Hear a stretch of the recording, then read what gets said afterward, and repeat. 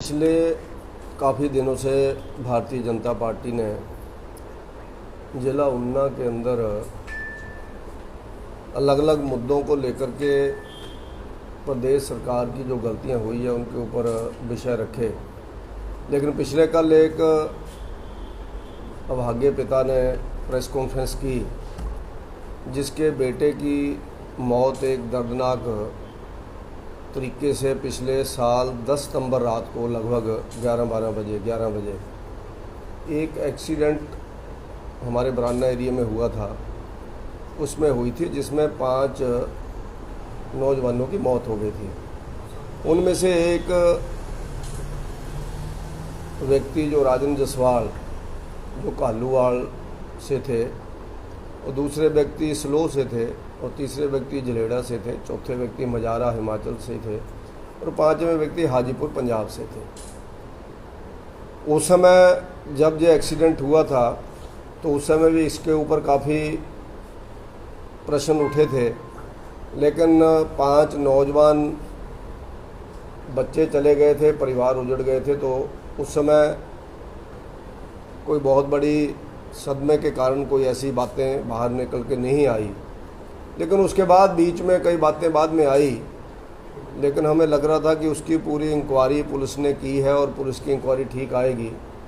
लेकिन पिछले कल राजन जसवाल के पिता कुलदीप जसवाल जी ने एक प्रेस कॉन्फ्रेंस की है जिसके ऊपर उन्होंने कुछ तथ्यों के ऊपर प्रश्नवाचक चिन्ह खड़ा किया है। उनका ये कहना है कि जो उनका बेटा है वो चंडीगढ़ में रहता था, उसको जहाँ पर बुलाया गया और बुला करके लाल सिंगी गांव के एक होटल के अंदर कोई पार्टी हुई। उस पार्टी के अंदर कौन कौन लोग थे वो जिला प्रशासन की पुलिस बता सकती है कि कौन कौन लोग थे, वो किस चीज़ की वो पार्टी थी। और उस पार्टी के बाद वो 5 व्यक्ति और उनके साथ दूसरी गाड़ियों में अन्य व्यक्ति वो इधर संदोगढ़ की साइड गाड़ियों के अंदर निकले। लेकिन उसमें से डीसी चौक के ऊपर एक व्यक्ति गाड़ी से उतर गया, और जिस गाड़ी का एक्सीडेंट हुआ उस गाड़ी के अंदर एक व्यक्ति उतर करके बैठा और एक व्यक्ति उतरा। और उसके बाद लगभग 2 किलोमीटर बाद बरान्ना में जाकर के गाड़ी का एक्सीडेंट हो गया, और उस एक्सीडेंट में बहुत दर्दनाक वो एक्सीडेंट था जिसमें 5 नौजवान की मौत हो गई। और उसके बाद इस सारी घटना की इंक्वायरी क्या हुई, कैसा हुआ, वो पुलिस के ध्यान में होगा। लेकिन उनका कहना ये है, जो पिछले कल उन्होंने बोला है, कि वो होटल किसका है, उसके अंदर पार्टी किस चीज़ की थी, और फिर एक पंजाब का व्यक्ति, एक मजारा का व्यक्ति, 2 कालूवाल स्लो के व्यक्ति, एक चिलेड़ा का व्यक्ति, ये कम्बिनेशन कैसे बना, और जो पीछे गाड़ियों के अंदर व्यक्ति थे वो कौन थे जो उनके पीछे चल रहे थे, और फिर डीसी चौक के ऊपर किस व्यक्ति ने गाड़ी को अपनी गाड़ी चेंज की, जो यानी एक्सीडेंट वाली गाड़ी, उस गाड़ी में से उतर करके व्यक्ति पिछली गाड़ियों में आ गया, पिछली गाड़ी से एक व्यक्ति को उतार करके उसमें बैठाया गया, और उसके बाद वो एक्सीडेंट हो जाती है गाड़ी। उसके ऊपर उन्होंने प्रश्नवाचक चिन्ह लगाया है, और उन्होंने कहा है कि ये एक साजिश के अंतर्गत ये सारी चीज़ें हुई हैं। और दूसरा उनका कहना यह है कि इस सारी चीज़ के बीच में जो व्यक्ति उतरा वो संतोषगढ़ एरिया से या ऊना ज़िला से या ऊना एरिया से एक खनन माफिया के सरगना के रूप में लंबे समय से काम करते हैं,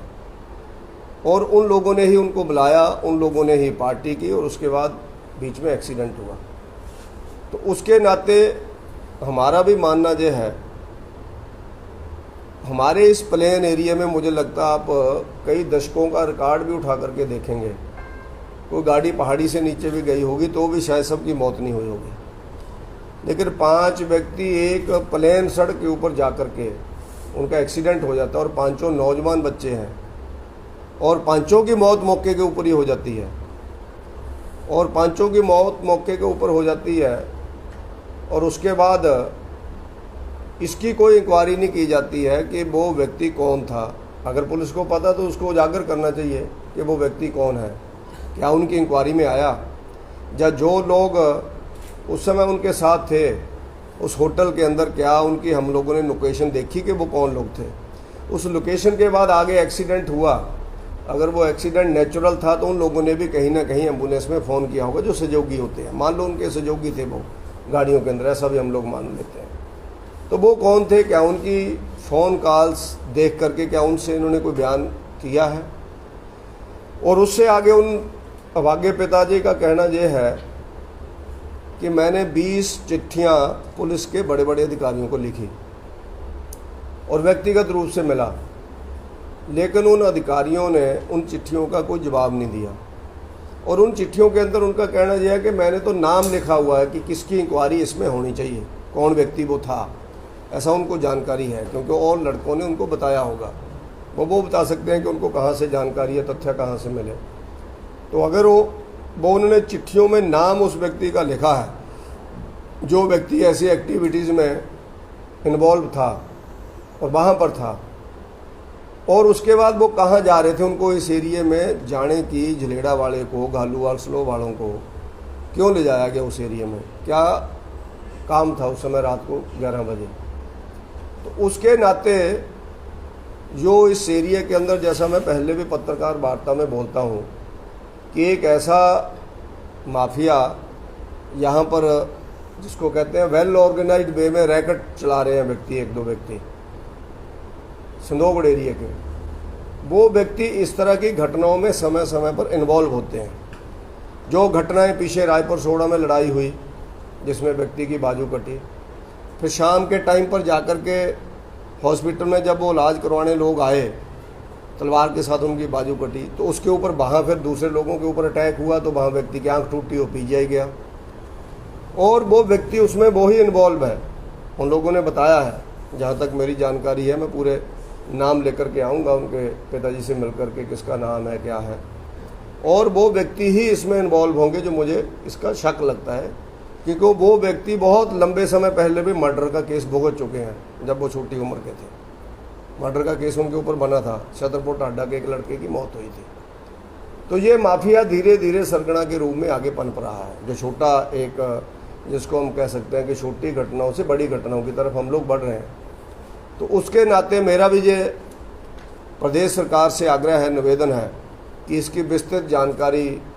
और इसकी विस्तृत इंक्वायरी गवर्नमेंट करवाए। और दूसरा, उसके ऊपर मेरा ये कहना है कि हमारे जो वर्तमान के डिप्टी चीफ मिनिस्टर हैं मुकेश अग्निहोत्री जी,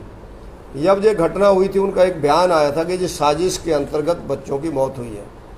ऐसा उन्होंने उस समय बयान दिया था। उन्होंने कहा था कि पुलिस इसकी इंक्वायरी करे, और उसके बाद आप मान के चलो सितंबर के बाद अक्टूबर में कोड ऑफ कंडक्ट लग गया। उसके बाद गवर्नमेंट चुनाव में चली गई, फिर नई गवर्नमेंट आ गई दिसंबर में। अभी 7 महीने हो गए हैं। क्या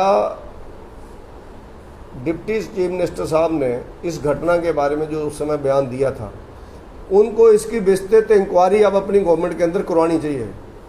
और उनको विजिलेंस को दे करके, उनको सीआईडी का इनपुट ले करके, उनको डिस्ट्रिक्ट पुलिस का इनपुट ले करके, और उनकी जो डिटेल कॉल्स हैं वो ढूंढ करके उन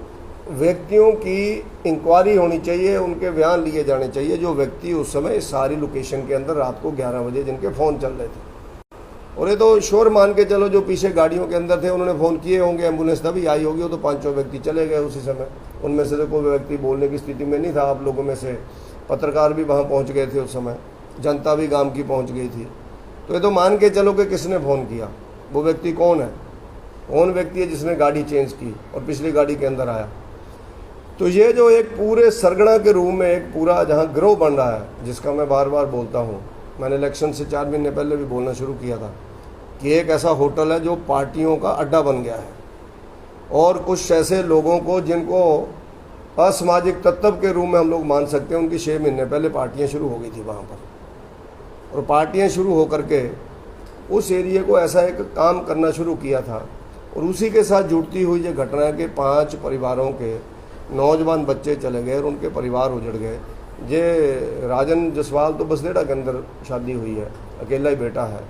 और बिल्कुल 2.5 साल शादी को हुए थे। मैं हाजीपुर के लड़के के घर भी गया था, मजारा के घर भी गया था, तो मैंने देखा बिल्कुल यंग बच्चे थे, नौजवान बच्चे थे, और इस तरह की घटना के पीछे क्या साजिश है या नहीं है, जो गवर्नमेंट को क्लियर करना चाहिए। और सबसे बड़ा इसमें प्रश्नवाचक चिन्ह खड़ा होता है कि उस समय के विपक्ष के नेता ने इस चीज़ के ऊपर उंगली उठाई थी, और आज उनकी गवर्नमेंट और वो डिप्टी चीफ मिनिस्टर हैं, उनको भी जनता को और समाज को जवाब देना चाहिए कि उनकी गवर्नमेंट ने इसके बारे में क्या इंक्वायरी की है, उसकी क्या रिपोर्ट है। इस रिपोर्ट के बारे में जहां और भी स्थान होगा, इस घटना के बारे में मैं अन्य स्थान के ऊपर भी मुद्दा उठाऊंगा, और जरूरत पड़ी तो विधानसभा के अंदर भी इस मुद्दे को हम लोग उठाएंगे और वहाँ पर भी पूरी जानकारी लेंगे। क्योंकि जैसा मैंने पहले बोला है कि कुछ हमारे लॉ एंड ऑर्डर की जो स्थिति बिगड़ती जा रही है, उसके अंदर कुछ ना कुछ जो अधिकारी लोग हैं वो बिल्कुल ढलाई रूप में काम कर रहे हैं, बिल्कुल ढलाई का काम चला हुआ है। उसके कारण कोई ऐसी एक्टिविटी नहीं हो रही है, और बड़े अलग अलग तरह के लोग इस एरिया के अंदर काम करना शुरू कर गए हैं, अलग अलग तरह के लोग। तो उसके नाते मेरा